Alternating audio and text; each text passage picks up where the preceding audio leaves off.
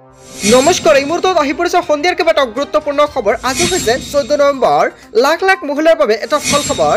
যদি আপুনি আত্মসহায়ক ফৰ্মটো ফিল আপ কৰিছে, তেনে ক্ষেত্ৰত আপুনি আত্মসহায়ক 10,000 টকা নাপাব।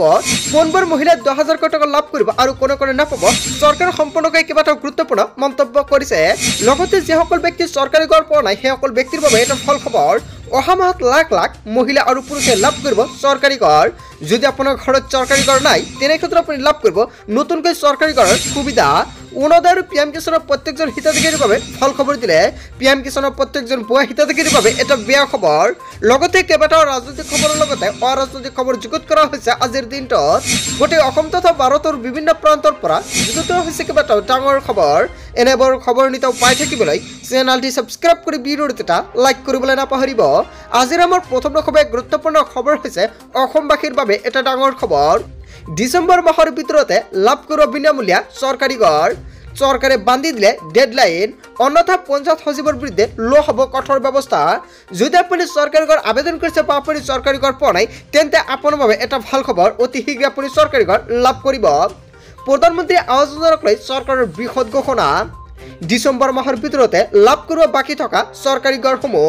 পঞ্চায়ত সচিবক চৰকাৰে বান্ধি দিলে ডেডলাইন, আগন্তুক মাহৰ ভিতৰতে সম্পন্ন হ'ব লাগিব গড়সমূহ। 60,000 বিনামূলীয়া বাসগৃহ ডিচেম্বৰ মাহৰ ভিতৰতে লাভ কৰিব জনতাই। ভাৰত চৰকাৰে নতুনকৈ 1,70,000 প্ৰধানমন্ত্ৰী আৱাস যোজনাৰ ঘৰ প্ৰদান কৰিছে। যদি আপোনাৰ চৰকাৰী ঘৰৰ তালিকাত নামটো অন্তৰ্ভুক্ত হৈ আছে, আপুনি চৰকাৰী ঘৰ পোৱা নাই নেকি, বা আপুনি চৰকাৰী ঘৰ যদি প্ৰথম কিস্তিটো পাইছে, দ্বিতীয় কিস্তি পোৱা নাই নেকি, যদি আপুনি দ্বিতীয় কিস্তি পাইছে, তৃতীয় কিস্তি পোৱা নাই নেকি, যদি আপুনি চৰকাৰী ঘৰ লিষ্টত অকল নামটো আছে, আপুনি চৰকাৰী ঘৰ পোৱা নাই, তেনে ক্ষেত্ৰত নিশ্চয় আপুনি কমেণ্ট কৰি জনাব, কিয়নো আপুনি লাভ কৰিব নতুনকৈ চৰকাৰী ঘৰ। আৰু ডিচেম্বৰ মাহৰ ভিতৰতে আপোনাৰ একাউণ্টত চৰকাৰী ঘৰৰ প্ৰথম কিস্তি 32,500 টকা সোমাই পৰিব।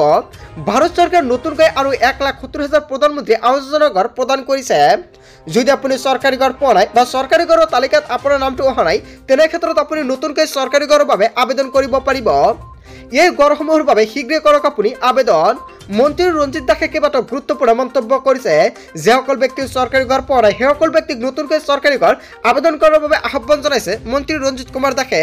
আৰু অতি শীঘ্ৰে চৰকাৰী ঘৰৰ বাবে চৰকাৰে প্ৰদান কৰিব টকা। তাৰ পিছত অসমবাসী ৰাজক জনাইছে আমাৰ পৰৱৰ্তী খুবেই গুৰুত্বপূৰ্ণ খবৰ। লগতে এটা ডাঙৰ খবৰ, ৰাজপথত বাহন উলিওৱাৰ পূৰ্বে সাৱধান হওক আপুনি। ৰাজপথতে জব্দ হ'ব পাৰে আপোনাৰ বাহন। যদি আপোনাৰ ঘৰত 2চকীয়া বা 4চকীয়া বাহন আছে, তেন্তে আপোনাৰ বাবে কেইবাটাও নতুন নিয়ম সলনি হৈ পৰিছে। যান বাহনৰ গৰাকীৰ বাবে পুনৰ এটা ডাঙৰ খবৰ। ৰাজপথত বাহন উলিওৱাৰ পূৰ্বে সাৱধান হওক আপুনি। ৰাজপথতে জব্দ হ'ব পাৰে আপোনাৰ বাহন। ৰাজপথত চলিছে তন্ন তালাচী, আৰু এতিয়া যান বাহন ওলাওঁতে আপুনি সাৱধান হওক, কিয়নো ৰাজপথত ভয়ংকৰভাৱে চলিছে তালাচী। বাহনৰ নথি পত্ৰ সঠিক নাথাকিলে জব্দ হ'ব আপোনাৰ বাহন। ৰাসৰ পূৰ্বে নলবাৰীত চলিছে তীব্ৰ অভিযান। গাড়ীৰ আৰচি, প্ৰদূষণ, বীমাৰ নথি পত্ৰ আপডেট কৰক। যদি আপোনাৰ পলিউশ্যন সম্পূৰ্ণ নাই, তেনে ক্ষেত্ৰত অতি শীঘ্ৰে আপুনি আপডেট কৰি লৈ লওক। বিশেষকৈ পলিউশ্যনৰ বাবে বহুতে বহু টকা জৰিমনা দি আছে। জিলা পৰিবহণ বিষয়াই চলাইছে এই অভিযান। হয় বন্ধু বান্ধৱীসকল, যদি আপোনাৰ ঘৰত 2চকীয়া বা 4চকীয়া বাহন আছে, তেন্তে আপোনাৰ ভিডিঅ'টো খুবেই গুৰুত্বপূৰ্ণ খবৰ, কিয়নো চৰকাৰে লগতে পৰিবহণ বিভাগে ভয়ংকৰভাৱে চলাই আছে অভিযান। আৰু আজিৰ ভিডিঅ'টো বেছিকৈ শ্বেয়াৰ কৰি দিব, যাতে সকলোৱে গম পায় এইখন বিশেষ আপডেটৰ বিষয়ে। তাৰ পিছত অসমবাসী ৰাজক জনাইছে আমাৰ পৰৱৰ্তী খুবেই গুৰুত্বপূৰ্ণ খবৰ। লগতে এটা ডাঙৰ খবৰ, আপোনাক ৰেচনৰ দোকানীয়ে 5 কিলো চাউল দিয়া নাই নেকি? 5 কিলোতে 100 গ্ৰাম কম হ'লে আপুনি ব্যৱস্থা ল'ব পাৰিব। হয় বন্ধু বান্ধৱীসকল, চৰকাৰে কেইবাটাও গুৰুত্বপূৰ্ণ পন্থা হাতত লৈছে। যিসকল ৰেচন কাৰ্ডৰ হিতাধিকাৰী আছে, সেইসকলৰ বাবে বিনামূলীয়া চাউলৰ নামত ৰেচন কাৰ্ডৰ দোকানীয়ে আপোনাক ঠগিব নোৱাৰিব। 5 কিলোৰ 5 কেজি চাউলেই দিব গ্ৰাহকসকলক। বিভিন্ন অঞ্চলত 5 কেজিৰ পৰিৱৰ্তে 4.5 কেজি চাউল দিয়াৰ অভিযোগ উত্থাপিত হৈছে। সুলভমূল্যৰ দোকানীয়ে এই কাম কৰিলে আপুনি অভিযোগ দিব পাৰিব। আৰু আপোনাৰ অঞ্চলত এনেকুৱাকৈ ঘটনা সংঘটিত হয় নেকি? কোনো কাৰণতেই 4.5 কেজি চাউল নল'ব আপুনি। যোগান বিভাগে এনে দোকানীৰ বিৰুদ্ধে ব্যৱস্থা ল'ব। মন্ত্ৰী ৰঞ্জিত দাসৰ বৃহৎ ঘোষণা। তাৰ পিছত অসমবাসী ৰাজক জনাইছে আমাৰ পৰৱৰ্তী খুবেই গুৰুত্বপূৰ্ণ খবৰ। লগতে এটা ডাঙৰ খবৰ, যিমান বিৰোধিতা কৰে কৰক, অকাপ সংশোধনীয় বিল আহিবই। কেইবাটাও গুৰুত্বপূৰ্ণ মন্তব্য কৰিছে অমিত শ্বাহে। কৰ্ণাটকৰ বহুত ভূমি অকাপ বৰ্ডৰ বুলি ঘোষণা কৰিলে কংগ্ৰেছ চৰকাৰে। য'ত হিন্দুৰ ঘৰ, মন্দিৰ, খেতি বাৰী সকলো অকাপ বৰ্ডৰ অধীন লৈ গ'ল। কংগ্ৰেছ হওক বিৰোধীয়ে অকাপ সংশোধনীয় বিলৰ বিৰোধিতা কৰি আহিছে। ৰাহুল বাবা যিমান বিৰোধিতা কৰিবলৈ আছে কৰি লওক। অমিত শ্বাহে কেইবাটাও ডাঙৰ মন্তব্য কৰিছে। নৰেন্দ্ৰ মোদী চৰকাৰে অকাপ আইন সলনি কৰিহে এৰিব। তেলেংগানা, কৰ্ণাটক, হিমাচল প্ৰদেশত কংগ্ৰেছ চৰকাৰে কি কৰিলে? এতিয়াও নিৰ্বাচনী প্ৰচাৰত দিয়া প্ৰতিশ্ৰুতি পূৰণ কৰা নাই কংগ্ৰেছে।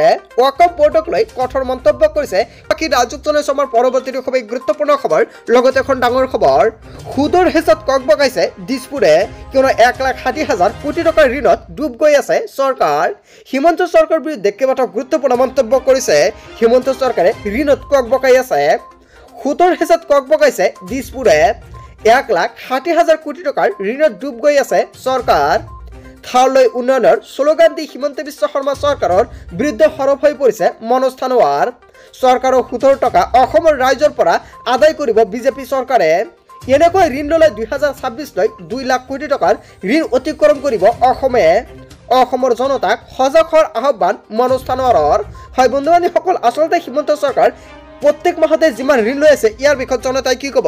যদি আপোনাৰ কিবা মন্তব্য কৰিব লগা থাকে আপোনালোকৰ মন্তব্যটো নিশ্চয় কমেণ্ট বক্সত জনাব। তাৰপিছত অসমবাসী ৰাজুক জনাইছো আমাৰ পৰৱৰ্তী খুবেই গুৰুত্বপূৰ্ণ খবৰ। লগতে ডাঙৰ খবৰ, অসমৰ মুখ্যমন্ত্ৰী ডক্টৰ হিমন্ত বিশ্ব শৰ্মাই কেইবাটাও ডাঙৰ মন্তব্য কৰিছে লাখপতি বাইদেউসকলৰ বাবে। কোনবাৰ মহিলাৰ একাউণ্টত অসমৰ মুখ্যমন্ত্ৰী ডক্টৰ হিমন্ত বিশ্ব শৰ্মাই আত্মসহায়ক 10,000 টকা সোমাই দিব আৰু সকলো মহিলাই কিন্তু নাপাব আত্মসহায়ক 10,000 টকা। কোনবাৰ মহিলাৰ একাউণ্টত 10,000 টকা সোমাই দিব অসমৰ মুখ্যমন্ত্ৰী ডক্টৰ হিমন্ত বিশ্ব শৰ্মাই। ইয়াক লৈ মুখ্যমন্ত্ৰী ডক্টৰ হিমন্ত বিশ্ব শৰ্মাই কেইবাটাও ডাঙৰ মন্তব্য কৰিছে। আত্মসহায়ক মহিলালৈ মুখ্যমন্ত্ৰী হিমন্ত বিশ্ব শৰ্মাৰ বৃহৎ ঘোষণা। আত্মসহায়ক মহিলালৈ হিমন্ত বিশ্ব শৰ্মা চৰকাৰৰ ডাঙৰ ঘোষণা। ফেব্ৰুৱাৰীৰ ভিতৰতে আত্মসহায়ক মহিলাৰ সদস্যই লাভ কৰিব 10,000 টকা। ইতিমধ্যে ভেৰিফিকেশ্যন প্ৰক্ৰিয়া সম্পন্ন কৰিছে কৰ্তৃপক্ষই। মুখ্যমন্ত্ৰী মহিলা উদ্যমিতা অভিযানৰ আবেদনকাৰীক ফল খবৰ দিলে হিমন্ত বিশ্ব শৰ্মাই। এই আঁচনিৰ ধনৰ সদ্ব্যৱহাৰ কৰিলে অধিক ধন দিব চৰকাৰে। আত্মসহায়ক মহিলালৈ হিমন্ত বিশ্ব শৰ্মা চৰকাৰৰ বৃহৎ ঘোষণা।